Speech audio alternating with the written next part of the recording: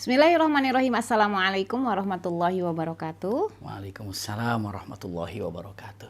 Alhamdulillahirabbil alamin. Allahumma sholli ala Muhammad wa ala ali Muhammad. Allahumma la sahla illa ma ja'altahu sahla wa anta taj'alul hazna idza syi'ta sahla. Rabbi shrah li sadri wa yassir li amri wahlul 'uqdatam min lisani yafqahu qawli. Amin. Allahumma rfa'na bil ilmi wat tuqa. Allahumma rfa'na bil ilmi wat tuqa.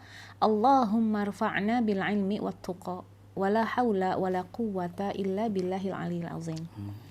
Alhamdulillah, Masya Allah, senang sekali kami bertemu atau bisa silaturahim dengan teman-teman Rumah Al-Hilyah walaupun saat ini masih dalam alal hawa atau dalam kajian online ya, tetapi insya Allah tidak mengurangi rasa cinta kami kepada syariat Islam, kepada hal-hal yang diwajibkan oleh Allah Subhanahu wa Ta'ala.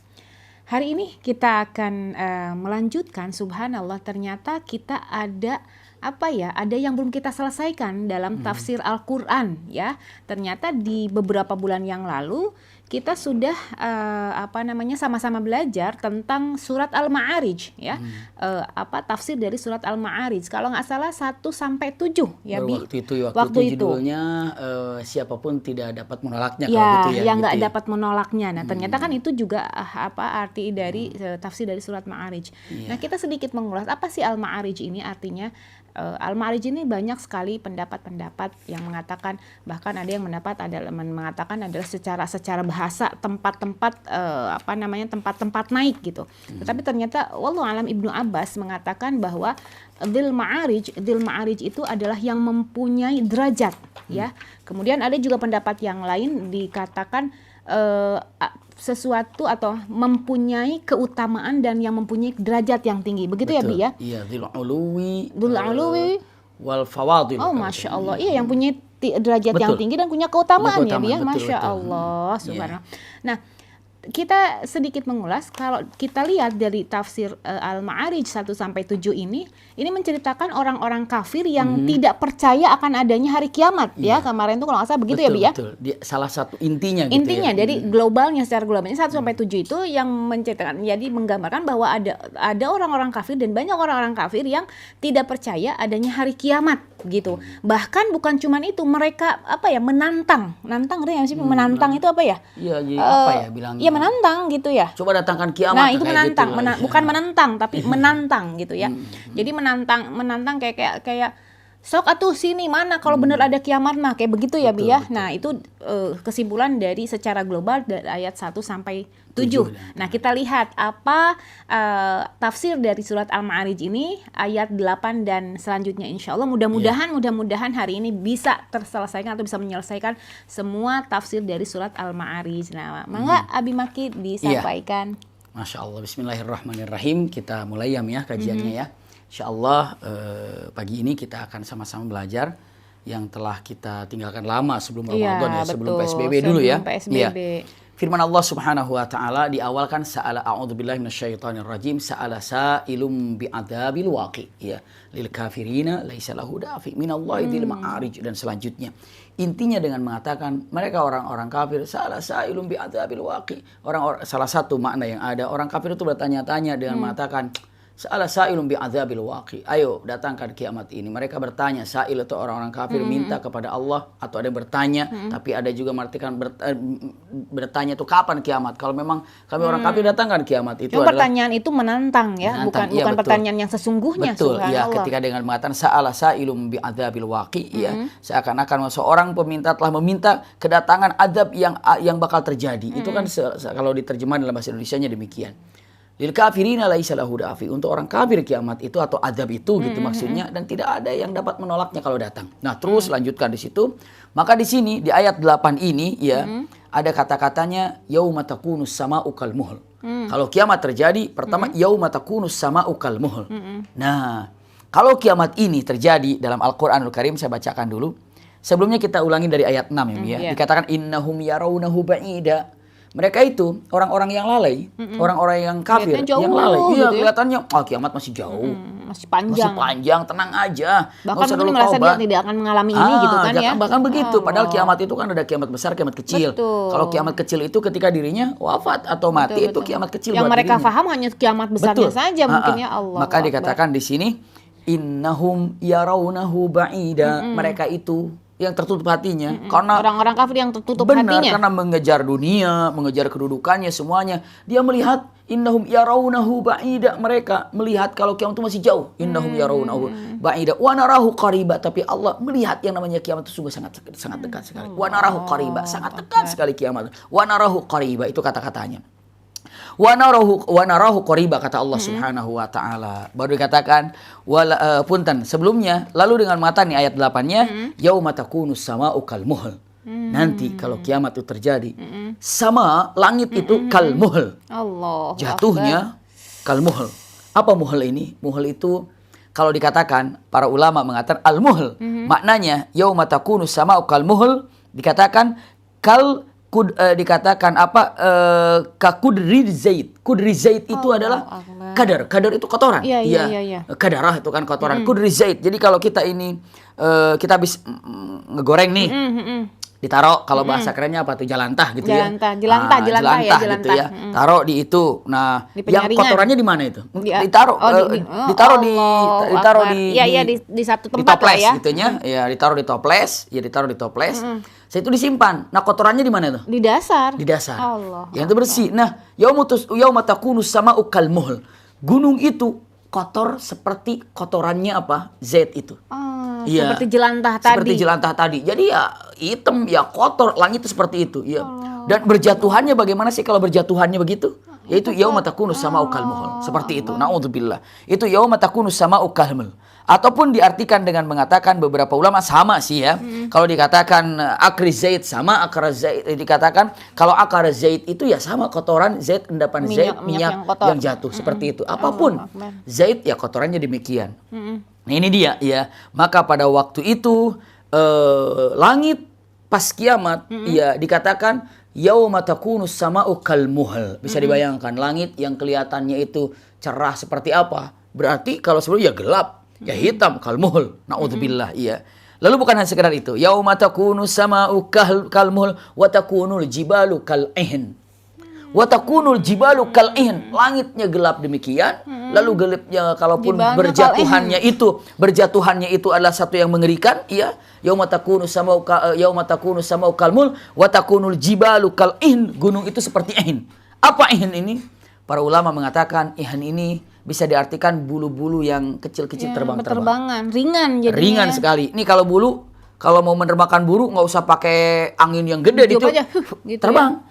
Sekarang gini, bisa dibayangkan. Yang namanya bumi itu kan pakunya itu gunung. Dalam Al-Quranul Karim, wal jibal autada, dan aku jadikan gunung-gunung pakai pasaknya bumi. Ya, sebagai paku, pasak, nancep. Nah, kalau sekarang ini gunungnya ini lepas, berarti buminya mau di mana? Iya, pasaknya pasak bumi udah lepas, bagaimana sekarang kita mau menempelkan sesuatu? Nggak ada pondasinya lagi. Misalnya kita mau naruh gambar atau apa saja, ditaruh di dinding, di paku nih, tok di paku. Ya, ada beberapa gunung berarti ada beberapa paku gitu ya. Kalau sekarang ini pakunya terbang semuanya, nah gunungnya kemana? Jatuh, hancur. Wa takunul jibalu kal'ihn, ya kan? Pada waktu itu yang namanya gunung ini berterbangan. Seperti halnya bulu. Seperti bulu, ya. Dalam Al-Quran ada kata-kata wa takunul jibalu kal'ihn. Itu ada kal'ihnil manfus. Itu kan ada kan? Kal'ihnil manfus itu artinya adalah seperti bulu. Ya, terbang kecil-kecil. Ataupun ada dedaunan. Bukan daun, istilahnya ada pohon kapas, tahu nggak tuh ya? Ya, kapas. Pohon kapas itu. Maka kalau kena angin, bisa kesana kemari. Nah itu bayangkan dan gunung dengan itu. ringannya dia terbang. Dengan ringannya terbangnya. Itu dikatakan wa takunul jibalu kal'ihn. Bagaimana Anda wahai orang kafir menantang dengan mengatakan kapan kiamat? Ayo datangkan kiamat. Menantang, bukan menang. Iya, dan termasuk orang yang tidak taat kepada Allah hakikatnya menunggu dengan tidak sholat, tidak puasa. Hakikatnya gitu kan? Menantang juga. Menantang juga. Kenapa? Ya, karena tidak mau taat pada Allah Subhanahu wa taala. Dan ingat, Allah kalau seandainya orang itu sudah keterlaluan melakukan maksiat, bisa jadi berbagai macam azab diberikan kepadanya. Diberikan cambuk kepadanya, diberikan pelajaran kepadanya. Kalau seandainya dosanya sudah keterlaluan, iya. Semuanya kan ditutup dulu. Nah, kalau sudah keterlaluan gitu meledak kan, seperti itu. Ya misalnya kayak gini nih, punten. Saya sampaikan misalnya di sini ada nih, ini saya contohkan begini Mi ya. Nah, saya simpankan di sini misalnya ini ada ruangan gitu ya.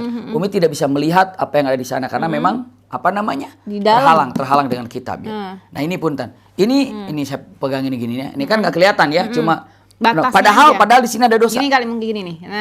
Gini nih coba kelihatan ya. Saya mau nulis ini dasar nih. Ini batasan dosa nih misalnya kan. Ini ada dosa. Dosa ini dosa. Coba saya ini mau menyembunyikan dosa, maksiat. Saya mau menyembunyikan maksiat di sini. Nah, ibu bapak tidak bisa melihat karena batasannya.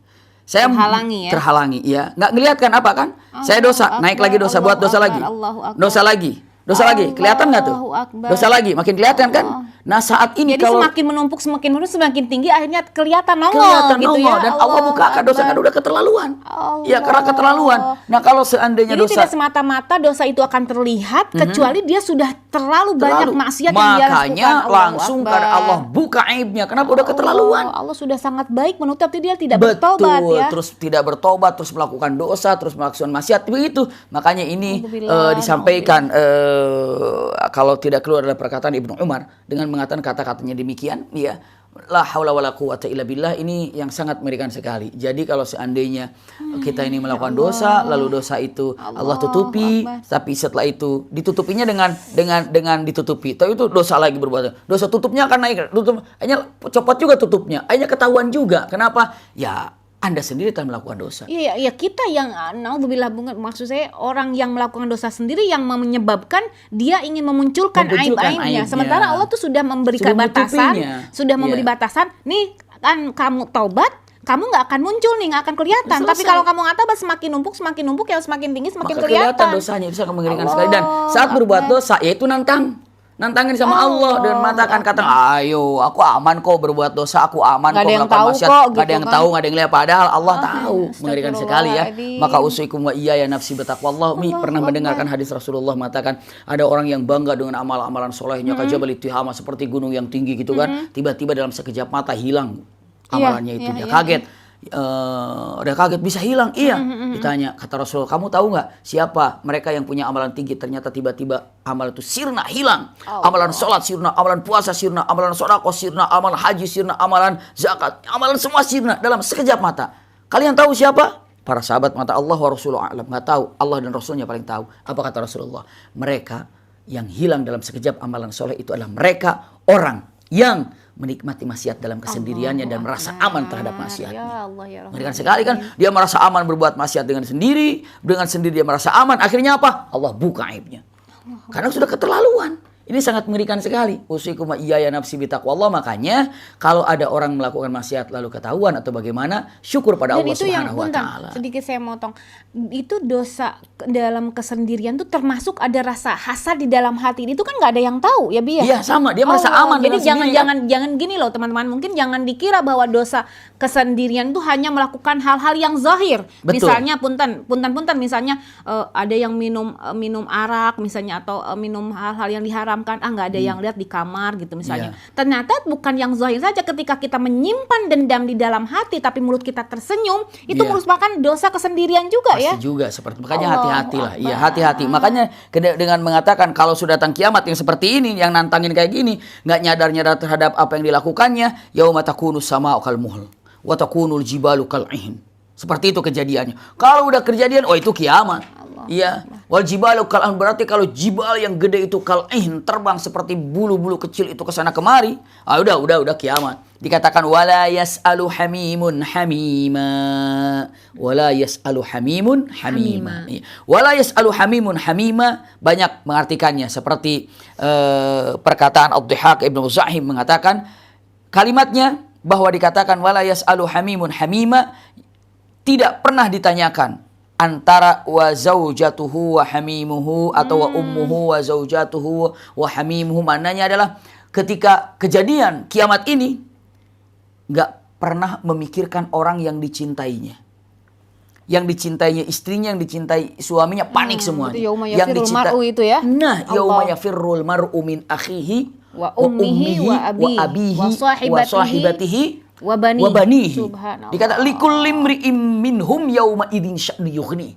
Hari itu orang-orang itu dalam kesibukannya masing-masing, dalam ketakutannya masing. Wala yas'alu hamimun hamima. Jadi masing-masing dengan urusannya sendiri. Iya, para ulama mengatakan satu, makna wala yas'alu hamimun hamima, maknanya adalah sudah tidak memikirkan orang lain lagi, mana istrinya, mana anaknya, mana suaminya, mana kerabatnya, semua dalam ketakutan. Lari semuanya. Wala yas'alu hamimun hamima. Jadi urusan panik. amal-amalan kita, amal baik, amal buruk itu kita nanti kelak akan benar-benar hanya kita yang akan mempertanggungjawabkannya. Betul, mempertanggungjawabkan dan merasakan baik atau buruk. Iya, betul, subhanallah. Jadi ketika kita di dunia mungkin orang tua kita mengingatkan hanya bisa di dunia saja, nanti nggak bisa melindungi kita ya. Nggak bisa Allah, semuanya. Wala yas'alu hamimun hamima. Makna yang kedua, wala yas'alu hamimun hamima.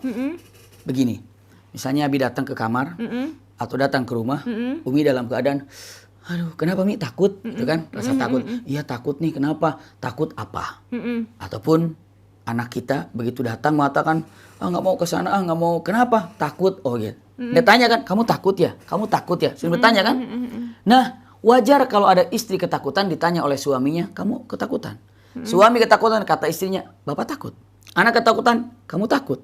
Ada pertanyaan, kamu takut ya? Tapi saat itu nggak ada orang nanya, kamu takut ya? Kenapa? Karena dirinya juga takut. Iya, dirinya takut. Ngapain nanya kamu takut? Orang saya juga takut. Biasanya kalau ada orang bertanya kamu takut, berarti dia akan menenangkan. Kamu takut ya? Iya, tenang. Aku akan coba membantumu. Gitu kan? Kenapa? Karena dirinya tenang. Nah, wala yas'alu hamimun hamima. Enggak ada siapapun yang bertanya kepada saudaranya, kepada istrinya, kepada suaminya, kepada anaknya, kepada keluarganya. Kamu takut ya? Tenang. Enggak ada karena dirinya ketakutan.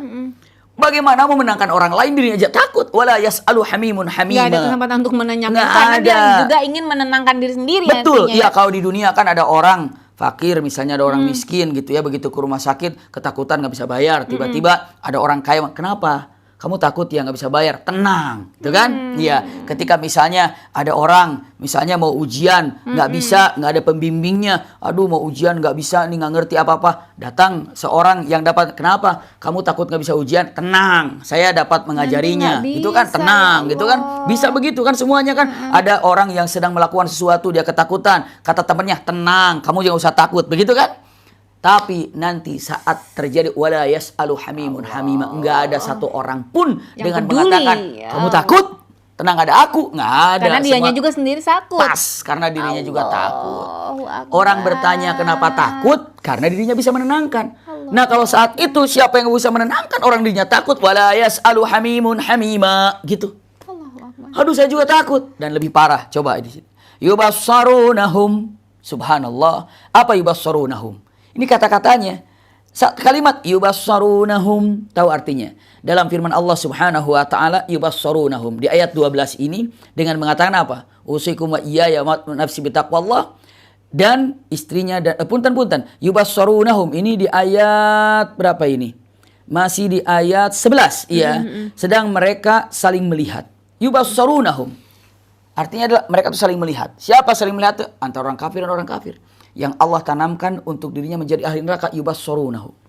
Ketika melihat, baik itu kelak di akhirat, ya, ketika melihatkan untuk azab, mereka ketemu. Suami lihat istrinya, istri lihat suaminya. Yubassarunahum, ya. Lalu saat melihat, yawaddul mujrimu law yaftadi min adabi yauma idzin bibanihi. Punten. Ada nggak orang tua yang tidak sayang kepada anaknya? Nggak ada. Di sini yawaddul mujrimu law yaftadi min adabi dikatakan yaumi idzin bibanihi. Yaumi idzin bibanihi. Apa kalimat yang sangat luar biasa dan indah ini? Usikum wa iyaya nafsi bitaqwallah. Sangat mengerikan sekali. Iya, dengan ucapan yang sangat mengerikan sekali ini, di sini dikatakan yubassarunahum yawaddul mujrimu law yaftadi min adabi yauma idzin bibanihi. Maknanya gini, Mi. Tidak ada satu pun orang tua yang tidak menyayangi anaknya. Bahkan boleh dibilang mengatakan rela mati demi menjaga anak. Begitu kan?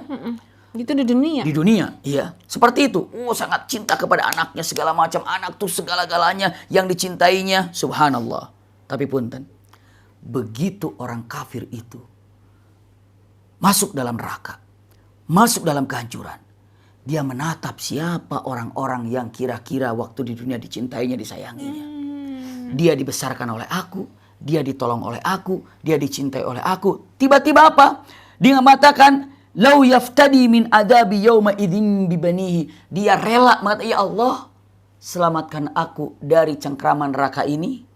Tebusannya adalah, gantinya adalah anakku masuk neraka. Allah. Padahal dicintainya. Anakku aja masuk neraka. Jadi tumbal ya? Jadi tumbal, Allahu iya. Akbar. Anakku masuk neraka, bebaskan aku dari surga. Barter, Iya. Ganti, jadi aku nih masuk neraka, kata orang kafir. Aku nih ya Rabb masuk neraka. Saya pengen menjadi ahli surga atau saya ingin bebas dari neraka ini. Maka silakan ambil anakku saja. Yang aku cintai, yang aku sayangi. Kalau dulu di dunia aku rela untuk jaga anak, aku rela untuk membesarkan anak, aku rela untuk anak, untuk anak. Semua banyak sekali kan orang demi anaknya bisa berpikir panjang, bisa berpikir itu, wah nggak bisa tidur mikirin anak segala macam. Punten-punten, kelak di akhirat bagi orang masuk neraka itu cinta kepada anak itu saking memikirkan diri sendiri, nggak memikir lagi pada anak. Dengan mengatakan kata-kata tadi, ya, dengan ucapan kalimat yang tadi Al-Quran mengatakan. Rela, iftida itu, yaftadi itu artinya ditumbal, diganti. Barter, diganti. Ya Allah, bebaskan aku dari neraka, gantinya adalah anakku. Siapa sih yang tidak sayang kepada anak? Tapi saat itu saking dirinya ingin selamat. Jaminannya gitu ya? Ganti, bukan dijamin lagi, ganti. Ya, barter itu barter itu ternyata dikatakan wa sahibatihi wa akhihi. Allah. Apa di sini dikatakan wa sahibatihi wa akhihi? Ternyata para ulama punten dikatakan di sini wasahibatihi wa abi wasahibati artinya ada imraatuhu. Allahu Akbar. Ya Allah, kalau memang tidak cukup gantinya aku untuk keluar dari neraka ini, anak-anakku dan istriku masukkan semuanya. Allah. Bisa dibayangkan begitu. Sama istri pun begitu. Ya Allah, anak-anakku kalau masa nggak cukup juga aku suamiku. Bisa dibayangkan bagaimana itu. Dia ingin masuk ke dalam sorga. Dengan rela menukar dirinya dengan orang-orang yang dia cintai di dunia. Allah, mengerikan sekali. Akbar. Coba itu dengan mata wa sahibatihi, benar kita wa akhihi dan saudaranya. Kalau belum cukup saudaranya sekalian jeblosin ke neraka. Jangan-jangan nggak ada wa ummihi juga ya? Iya. Ya di sini dengan mengatakan wa fasilatihi allati tuwi. Apa wa fasilatihi? Coba diartikan. Apa wa fasilatihi dan kaum familinya yang melindunginya di dunia. Bisa jadi orang tuanya, ibunya, bapaknya, semuanya. Ya Allah, keluarkan aku dari neraka. Gantinya adalah anakku. Nggak cukup istriku, nggak cukup semua keluargaku, termasuk ayahku, ibuku, kakekku, nenekku, dan orang-orang dekat kepadaku. Bisa dibayangkan itu. Wa fasilatil lati tuwi, yang selalu menyayanginya, keluarga yang coba. Siapa yang merawat kita? Orang tua. Yang menyayangi kita siapa? Orang tua. Tapi orang tua bisa dijadikan barter demi keselamatan dirinya. Bisa jadi tumbal. Iya. Wa fasilatil lati tuwi. Subhanallah. Bahkan waman fil ardi jami'an summa yunji. Bila perlu dengan apa yang ada di dunianya, ganti semuanya, penting aku selamat. Apa yang dunia semuanya? Coba. Orang ini saat masuk dalam neraka tadi, dalam kehancuran, dia rela dengan mengatakan, ya Allah, aku siap untuk punten menebus semua dari apa yang aku miliki. Yang penting aku keluar dari neraka. Ya Allah. Tukar aku dengan anakku, masukin ke neraka. Nggak cukup istriku. Barter. Nggak cukup, tambah lagi dengan siapa? Keluarga atau adik kakakku. Nggak cukup lagi, semua keluargaku. Nggak cukup lagi, semua yang ada di dunia. Yang penting aku selamat. Kita mah sudah punya la ilaha illallah, itu harus disyukuri. Kita sudah punya kalimat la ilaha illallah Muhammadur Rasulullah. Ini adalah gambaran kita untuk menjadi ahli surga. Tiket kita. Iya. Wa fasilatihi allati tuwi wa fasilatihi allati tuwi wa man fil ardi jami'an thumma yuji. Itu kalimatnya. Iya. Punten dikatakan kalla innaha ladha. Enggak. Kamu mau ngapain juga? Ladha untuk kamu. Gitu. Iya, ladha itu kalla innaha ladha, ini ya ladha. Kalau diambarkan, diartikan ini di ayat 15, sekali-kali tidak dapat. Apa yang kamu ucapkan itu hanya apa? Omongan saja, hanya keinginan saja. Sekali-kali tidak dapat. Sesungguhnya neraka itu adalah api yang bergejolak untukmu. Api neraka itu, api yang bergejolak. Subhanallah. Misalnya gini, ada anak dengan mengatakan kata-katanya, iya. Misalnya ucapannya ketika dia bilang mengatakan, apa ya? Saya contohkan dengan mudah saja. Orang udah dikasih tahu mau ujian, tapi dia nggak belajar. Akhirnya masuk ujian dan nggak lulus. Setelah lulus dia ngelobi, Pak Guru, yang penting aku lulus lah, gitu kan? Aku rela ambil motorku yang penting aku lulus. Ambil rumah kalau mau. Ambil rumah, ambil yang penting aku lulus. Iya. Ambil emasku yang penting lulus. Ambil handphone dong. Kata gurunya, nggak bisa. Nggak lulus kamu. Jawabannya bukan tidak mengatakan nggak lulus. Dengan mengatakan kata-katanya, nggak bisa kamu. Iya. Tahun depan kelas yang sama. Allah. Langsung dijawab, tahun depan kelas yang sama. Berarti apa? Nggak lulus. Ketika mengatakan kalimatnya, ucapannya, kalla inna halal. Dia mengatakan, enggak. Neraka itu bergejolak. Berarti dia itu di neraka. Kalla inna halal. Subhanallah. Dan mengatakan, dengan tidak, kamu masuk neraka. Tidak begitu lagi. Tapi neraka itu adalah siksaan yang sangat pedih. Neraka itu api yang bergejolak. Begitu kan? Ketika mengatakan, tolong luluskan aku dong. Tidak, guru tidak mengatakan kamu tidak lulus, tapi apa? Neraka kamu, itu. Ya, kamu bukan, kamu tahun depan di kelas Mengulang, yang sama. gitu. Kamu tahun depan di kelas yang sama, gitu kan? Atau mengatakan, misalnya di kelas 2 nih, dikatakan kelas 2 hanya untukmu. Allah. Kata-katanya demikian, neraka. Udah nggak ada lagi Nggak tawar-menawar. ada tawar-menawar. Kalla inna halal. Lihat, naza'atal lisyawa. Tahu naza'atal lisyawa? Apa tuh? Naza'atal lisyawa. Punten bahasa terjemahannya. Kalau digambarkan untuk bahasa Indonesia yang mengelupaskan kulit kepala. Naza'atal lisyawa. Punten, naza'atal lisyawa. Dari mulai ini nih. Naza'ah ya. Ya, naza' kulit kepala ini diambil dari ujung rambut ini, dilepaskan. Trrrr, kayak dikuliti. Lepas semuanya. Naza'atal lisyawa. Seperti itu. Akbar. Punten, naza'atal lisyawa. Itu di neraka ladha. Itu khasnya neraka ladha. Terus dikatakan, ya Rob, ini naza'atal lisyawa untuk neraka ladha. Begitu, untuk siapa mereka? Nah, dengan singkatnya, tad'u man adbara wa tawalla. Punten, naza'atal lisyawa di sini dikatakan itu adalah neraka ladha ini begitu bergejolak panas dapat melupaskan kulit kepala datang kemari buat siapa? Dengan mengatakan tad'u man adbara wa tawalla. Artinya apa? Mereka adalah orang yang saat dipanggil oleh Allah untuk melakukan kebaikan, tapi mereka tidak mengindahkannya. Campakan. Dicampakkan. Sekarang, punten, kan Allah Subhanahu wa Ta'ala memanggil kita melalui Al-Quran. Perintah sholat, perintah puasa, perintah melakukan amal baik, begitu kan? Punten, apakah banyak ketika diajarkan syariat yang benar lalu mereka tidak menerimanya? Bahkan tad'u man adbara wa tawalla. Artinya adbara tuh dubur, membelakanginya. Wa tawalla pergi begitu saja. Dicuekin, bukan hanya dicuekin tapi meninggalkan. Allahu Akbar. Ketika berhijablah. Ngomong hijab aja nggak usah lah. Saya malas diajarin sama dia. Siap-siap. Innaha ladha naza'atal lisyawa. Seperti itu. Sholat. Iya, sholat. Nantilah sholatnya gampang. Bahkan cenderungnya dia tidak sholat dan bosan untuk mendengarkan adzan, bosan terhadap orang ngajak sholat. Siap-siap. Kalla innaha ladha naza'atal lisyawa. Seperti halnya mengatakan soalim kamu itu ya salah satu. Dan dia tidak mau mendengar perintahnya. Padahal yang diperintahkan itu diajak baik. Naza'atal lisyawa. Hati-hati. Untuk siapa? Tad'u man adbar wa tawalla. Yang mana orang itu diajak berbuat baik. Dia ini, punten, istilahnya apa? Membangkang dan meninggalkannya. Berapa banyak orang, hati-hati itu riba. Jangan masuk di situ, riba. Terus aja untuk melakukan riba itu. Bahkan terus berkecimpung di riba. Allah kata, innaha ladha. Hati-hati buat itu ladha. Naza'atal lisyawa. Lepas kulit kepala. Dosa apapun itu. Dosa apapun itu yang sudah diajar. Nah, itu dia. Dia tahu itu salah, tapi dia tetap menikmati, bahkan jadinya terus-menerus tidak tinggalkan. Allah. Innaha ladha naza'atal. Buat sahabat, tad'u man adbara wa tawalla. Yang sudah dipanggil, yang Betul. sudah diberikan petuah, tapi langgar. Allah. Perintah tidak dikerjakan, larangan dilanggar. Innaha ladha. Jadi kalau sekarang ini ada orang susah diatur, innaha ladha naza'atal lisyawa. Hati-hati. Innaha ladha naza'atal lisyawa. Tad'u man adbara wa tawalla. Bukan hanya itu saja. Untuk siapa ladha ini? Digambarkan dalam ayat 18 yang mengatakan wa jama'a fa'au'a. Apa artinya wa jama'a fa'au'a?